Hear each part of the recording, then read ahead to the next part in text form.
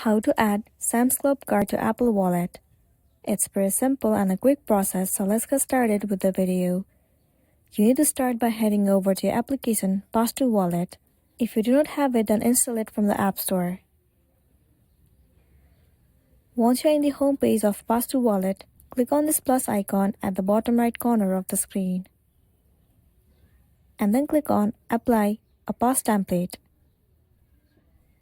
Once you're in this page, click on the search icon at the top right corner and search for Sam's Club.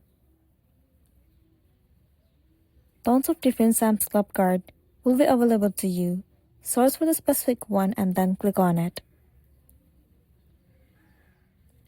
Now click on Next at the top right corner of the screen.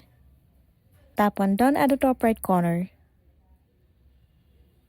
Now click on Add. Well, it has been added to your Apple Wallet. In order to check it out, move into your application wallet. Here you can see the Sam's Club card has been added to your Apple Wallet.